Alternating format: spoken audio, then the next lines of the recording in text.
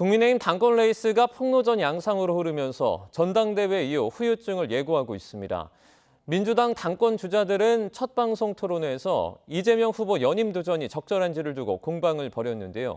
취재기자 연결해서 알아보겠습니다. 나혜인 기자. 네, 국회입니다. 네, 어제 한동훈 후보의 폭로 이후 후보들의 감정 싸움이 더 격해진 것 같은데 국민의힘 분위기는 어떻습니까? 네, 일단 상대 후보들은 이번 전당대회 국면에서 한동훈 후보가 자꾸만 야당에 공격할 빌미를 준다고 비판하고 있습니다.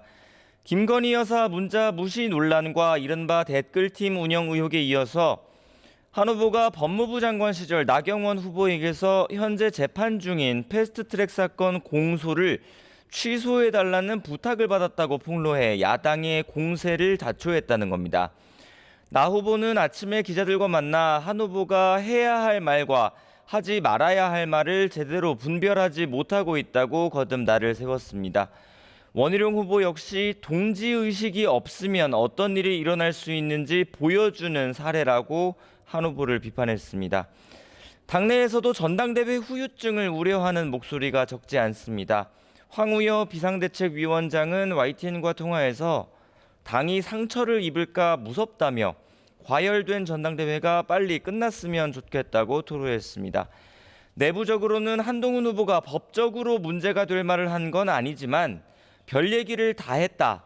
또 아직 검사의 시각에서 세상을 보는 것 같다는 말도 나왔습니다.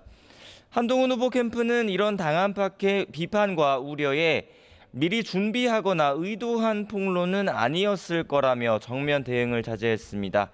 국민의힘 당권 주자들은 오늘 밤 5번째 방송 토론회에서 또 한 번 맞붙을 예정입니다. 네, 민주당 당권 주자들도 첫 방송 토론회를 치렀죠. 네, 아침에 CBS 라디오를 통해 방송됐습니다.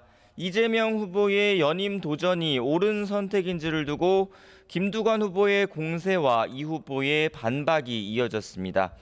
김두관 후보는 최근 대선에 출마하려는 당대표 사퇴 시한에 예외를 둘 수 있게 당헌 당규를 바꾼 것을 근거로 이재명 후보에게 2026년 지방선거 때 공천권을 행사하려는 거냐고 따져 물었습니다. 또 사법 리스크를 방어하기 위해서 연임하려는 것 아니냐고 쏘아붙였습니다. 이에 이재명 후보는 지방선거 공천권을 행사한다고 생각한 적 없고 이미 당대표일 때 기소가 돼서 재판받고 있는데 연임이 사법 리스크에 무슨 도움이 되겠느냐고 반박했습니다. 민주당의 동료라면 왜 그렇게 공격당하느냐고 할 게 아니라 함께 싸워줬으면 한다고도 말했습니다. 두 후보는 최근 당내 화두로 떠오른 종합부동산세 완화나 금융투자소득세 유예 문제를 두고도 온도차를 보였습니다. 김두관 후보는 당의 근간을 지켜야 한다며 회의적으로 반응했지만 이재명 후보는 세제를 신성 불가침처럼 수호하는 건 옳지 않다고 맞섰습니다. 김 후보는 여야가 대립해온 최상병 특검의 제3자 추천 방식 역시 현실적으로 고려할 수 있다고 했지만 이재명 후보는 야당이 추천하도록 한 원안이 정의롭다고 주장했습니다. 네, 국회에서 내일 윤석열 대통령 탄핵 청원 청문회가 열리죠. 네, 국회 법제사법위원회 소속 야당 의원들이 최상병 1주기를 맞아 대통령실의 수사 외압 의혹을 주제로 청문회를 준비하고 있습니다. 민주당 박찬대 원내대표는 아침 회의에서 100만 명 넘는 국민이 대통령 탄핵 청원에 동의했고 국회법에 따라 적법하게 여는 청문회라며 채택된 증인들은 반드시 출석해야 한다고 강조했습니다. 야당은 지난달 특검법 입법 청문회 이후 임성근 전 해병대 사단장의 구명 로비 의혹 등 새로 확인할 내용이 많이 생겼다며 진상규명을 벼르고 있습니다.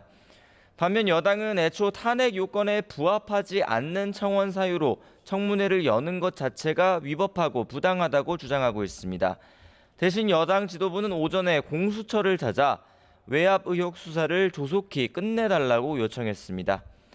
다만 당내에선 야당 단독으로 청문회를 열었을 때 일방적인 공세를 우려해 일단 참석해서 대응은 해야 하는 게 아니냐는 목소리도 나오고 있습니다. 지금까지 국회에서 전해드렸습니다.